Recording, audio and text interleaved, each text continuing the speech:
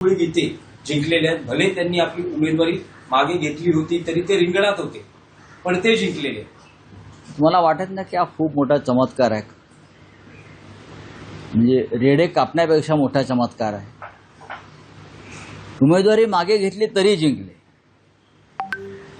गोकुळ गीते याने उमेदवारी मागे घ्यावी किंवा घेतली यासाठी राज्याचे मुख्यमंत्री देवेंद्र फडणवीस, दुसरे मंत्री नाशिकचं काम पाहणारे गिरीश महाजन, स्वतः उपमुख्यमंत्री आणि अमित शहाच्या पक्षाचे शहासेना प्रमुख, पण त्यांना ते म्हणाले ना ते प्रमुख आहेत म्हणून, शहासेना प्रमुख एकनाथ शिंदे यांनी प्रयत्न केले, उमेदवारी मागे घेतली तरी लोकांनी कसं काय मतदान केलं? हा चमत्कारच म्हणावा लागेल. आणि हे सगळे मतदार शिंदे गटाचे आणि भाजपचे, ज्यांना सुरक्षित ठेवलं होतं ठाण्यात, आपल्याला माहिती असेल, एकनाथ शिंदे यांच्या निगराणीखाली, आणि आदल्या दिवशी ते गेले मतदानासाठी आणि शिंदे गटाच्या उमेदवाराच्या विरुद्ध मतदान केलं.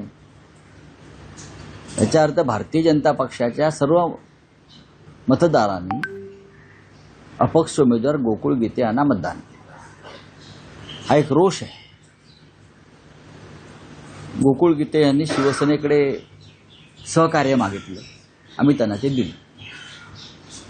आमचं जे मतदान होतं ते आम्ही त्यांच्याकडे आम्ही वळवले. अगदी मी माननीय उद्धव साहेबांशी चर्चा करून आम्ही ते मतदान त्यांच्याकडे वळवलं.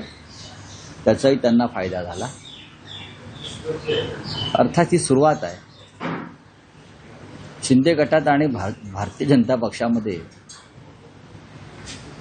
नक्की कोणत्या प्रकारचं संबंध आहेत? मुख्यमंत्र्यांच्या चेहऱ्यावरती जरी तुम्हाला हसू दिसत असलं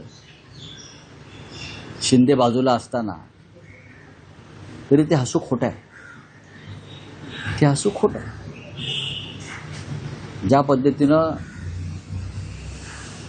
शिंद्यांना बळ दिलं जात आहे दिल्लीतून,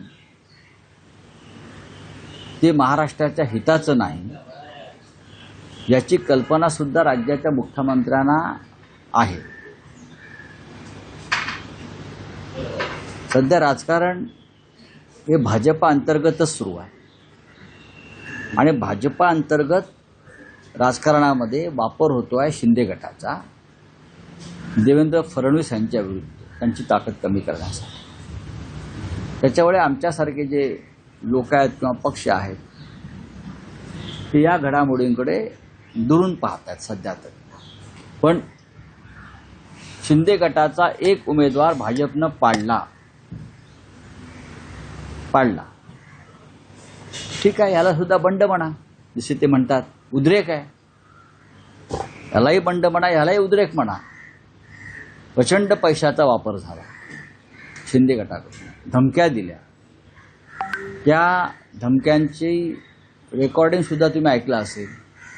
गोकुळ गीतेंवर दबाव कसा आणला, त्यांना धमक्या कशा दिल्या, तरीही मतदारांनी शिंदे गटाच्या उमेदवाराविरुद्ध एक जात मतदान केलं आणि मोठ्या संख्येने ते निवडून आले. काल ओमराजेंनी आपली भूमिका स्पष्ट केलेली आहे. गद्दाराला भूमिका असते का हो? तुम्ही ओम निंबाळकरांचं जे नाव घेताय ते एक नामचीन गद्दार आहे. नामचीन. त्यांच्या बरोबरचे जे इतर लोक आहेत ते सुद्धा नामचीन गद्दार आहेत. गद्दाराला भूमिका असते मी आत्ता ऐकले. इतिहासामध्ये जे काही बेईमान झाले, गद्दार झाले, मीर जाफरपासून ते आपल्या महाराष्ट्रामध्ये सुद्धा, त्यांना का भूमिका असू शकते का? नाही ना. जर महाराष्ट्राच्या स्वाभिमानाची कोणाला चिंता असेल तर या गद्दारांना गद्दारच म्हटलं पाहिजे, बेईमान म्हटलं पाहिजे, महाराष्ट्राचे शत्रू म्हटलं पाहिजे, मराठी माणसाचे दुश्मन म्हटलं पाहिजे. आणि त्यांना कोणती भूमिका आहे या भूमिकेतून तुम्ही सगळ्यांनी बाहेर पडलं पाहिजे. शिवसेना तोडणं म्हणजे महाराष्ट्राचे तुकडे करणं, आणि अमित शहा ते शिंदे गटाच्या माध्यमातून करतायत. शिंदे हे अमित शहाचे कॉन्ट्रॅक्ट किलर आहेत. जसे पूर्वी अंडरवर्ल्डमध्ये दाऊदचे होते कॉन्ट्रॅक्ट किलर, करीम लालाचे होते कॉन्ट्रॅक्ट किलर, युसुफ पटेलचे होते कॉन्ट्रॅक्ट किलर. तसे शिंदे आणि त्यांचे लोक जे आहेत हे अमित शहाचे कॉन्ट्रॅक्ट किलर आहेत. आणि हे कॉन्ट्रॅक्ट किलिंग जे आहे हे महाराष्ट्र नेस्तनाबूत करण्यासाठी